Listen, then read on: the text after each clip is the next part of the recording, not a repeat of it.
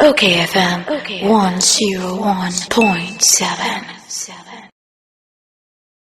And the mensan can Jacob say a boy my yen running upper. Mama min caught for Honorable Samuel Atamils. Na ye no entry and combo. Na ye bo Honorable Samuel Atamils dear. Na ya kay ye mampania when yan baby ekro. Eye Professor John Evans Fifi Atamils. Ninua ene Honorable Samuel Atamils. Na we MP for Commander Edina igwa for abrim na ye ne ntwe nkomo honorable me mo acha no pay Wapo me. mapom ye na wo so wapo me Ya me na adoma.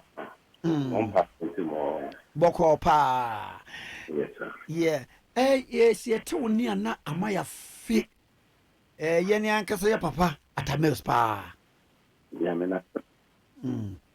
papa na maba ncha no pay ya mo ho constituency etesei enche ye beto aba wo hwe a yeso wu ne se waye beba no ahwe wo yare da hom what to say no pay. Oh, ya me na adoma. Weekend na mo. Because in that be every grammar of ya ba ya wa you be able to na you that Na mama nhwe mo wono yesi mo issues kakra with this COVID-19. No wadawo ma dey issues a. you know that accepting a health director also now let it be 1 year random question or chede inya hwana said ya waya waba hospital na one corner round 1 year random testing na time I did the monkomi almost 2 weeks ago no I test some for 714 but results are waba results are 150 but no more what test positive for coronavirus. Inti oben na what test positive will be about 100 way be about 68 na Wow. common na no mo be 16 on we nya one ma wa quarantine na no mo be about 60 or a little bit around there I want to know who no inti MC ne kada wo kay meeting no after sending you know I was actually when him there he or do a need of friend mom here or do a friend mom right a friend mom right into them and na enye there sabia key special yawo random person for years no more who ne there nkofo wo them here so yeah them random person wo constituency dia nti bo hu there nkofo fan wo here ben dia yenyi mu kwado wo bi or in the obi o when you what test positive so now number one bibi and chede or yeah into booking on them on oracle now I just want to know you in there so what test to you do my results go spare 2 weeks and not 3 weeks and sana waba into on the boy young one of practice into the sana obi a na mpo nyi into na the master the bed na merasho into more quiet with the seminar music comedy close to 200 barrels of Okay. and I made this seminar and saw one you know from home and something papa let me just the sizes some of the party and let me get this max first time is 7,000 is a quite number per month so no yes I will pay now then I will be able to pay their national no smart no yes I will because you know into na is dying the intimacy that's all the prayer na abo ba into no nya za ye yen kakakra wo No onkofo wo mo da wase papa na mama nhwa de we say so enti no o kan say wo mo nye random testing per de wodi wani ahunu nim suo no o ma gine say wo mo be ye ana say wo mo susu say enye all that important. oh random test in a house of na wo on worry Okay. nti oyaza hinya ye gitu na health for now one all the work no one a protective clothing or waba me here FN PPE the personal protection equipment or the more here the mama because the entire now was there but when fufu na wachichi when you na oya ja see using one day na iya etugu na sana shapofo inchim every day be using so you hear more yes I'm a health workers na yer be so wa do after the temperature fine now so and would if you protect them health workers in yeah them all be yours I mean Papa na we de nature say a man for the was be na say issues be aba minim say what here one kasa wo brother ye nyina ye president nyame ato nsa afre no wa na akopagya ekobia pagya ba nipa bia pagya ba oh esese ye hwe ni wuo ni mu ye ni ye hwe ye wada roma papa call ne klechi ne abusua coroner's inquest no mo nsa kan yo that December masen ehia ye hunde urban election time bia another soroba hen brother ne anniversary yankopon the friend na nko fi bi no model politics man ka se me minimum birthday minimum 5 o'clock in the morning on today yankopon a friend in the afternoon worry autopsy man ka sa me no way autopsy for 37 military hospital minimum lawyers minimum doctors no ni waka fata over there nti ya obi sabe ya onye na petition keke bi na wano no but read this no there one year autopsy na one year dam na was strangle in an home second one Mr.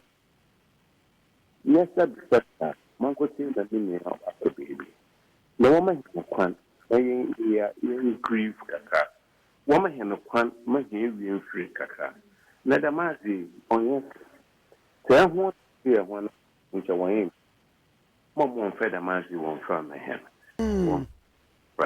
hey papa na just anopa no a ye papa mills sabi na obe wuo no na wo ne nchen morning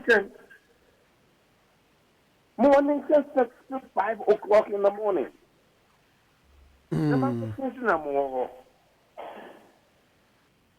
ana ko na mo menyin wo hon dam dan nti botu kwan ayin ye won hon e dawson okayfm na obi ba no so betina radio do no ka sama onyima o ti se dia na oyeyo na se nia na MPP penyin bi so ye no koro no ka mehun tape na ehun na se obi aye what tape no so it was doctor no ka the Ghana is not worth dying for obi sabia wow cool why you timo that Ghana ayi sa tape na yi as a professor Fimpo what all organ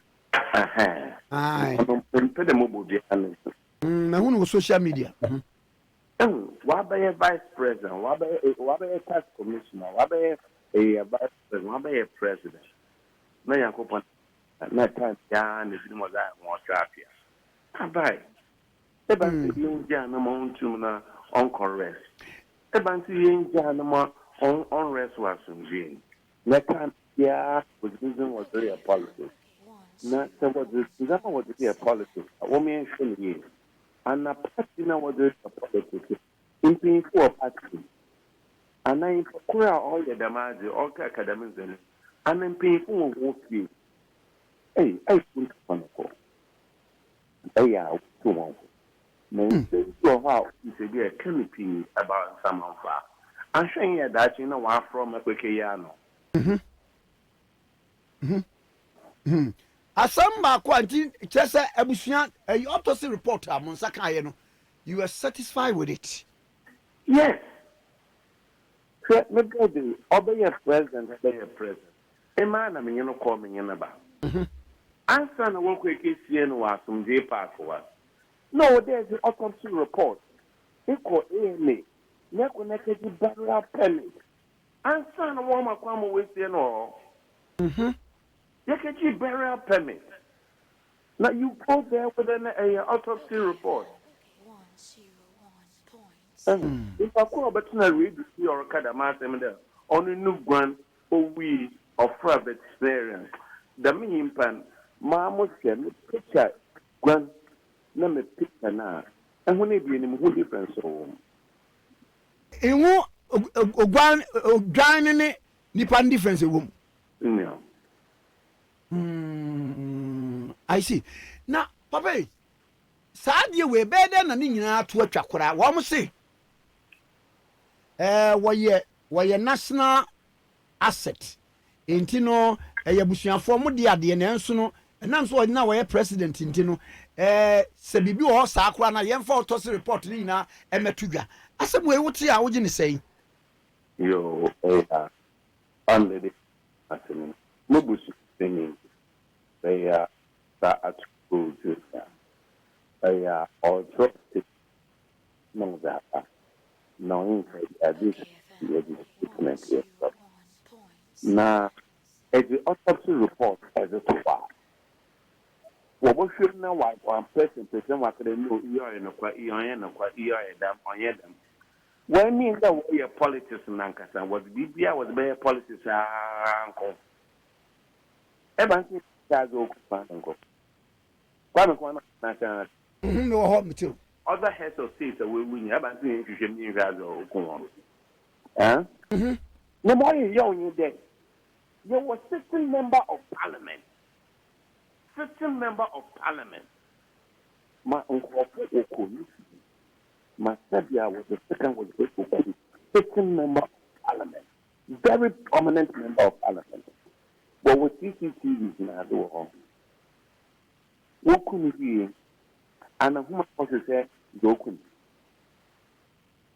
Mugin for Conwaba, my stories, Nazi, and now Maconoa, other prominent Ghanaians, which was a difference between a sitting president and a sitting member of parliament.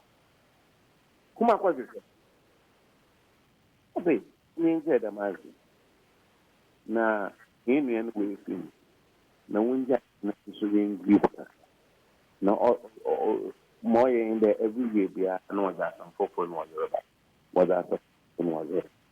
Now, then you say, all cut a master, but the young woman could see no way up. Young woman could see no way up. Honorable, not just a papa or honorable. Yes, Negas any panel. Oh, yeah, no, we are petition workers as our own. Even my commander. Mass mamma can they mean but no better now video doctor. Yana could see no crew, no way appetition, papa, umbra key, a ben some or nay featuring some of her. Madame application of an enoma, Sabia, Yansaka crow. Now, also when you are Oku on film, that you're about friend able to about that.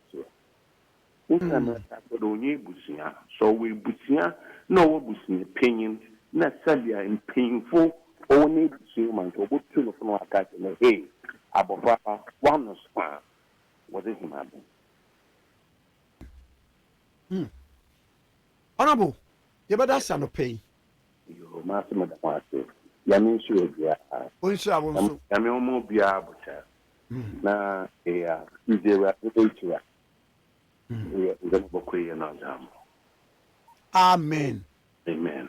Amen. Honorable Samuel Atamils, MP for Commander Edzina Egwafo Abrim. Yɛne na atwetwe enkomo. Na papa yi sɛ wotie ne ni a ɛni bɛ na ka kyerɛ wo Professor J.E.A. Mills. Ninua eno no oye MP nti na ne din de Samuel Atamils no OKFM 101.7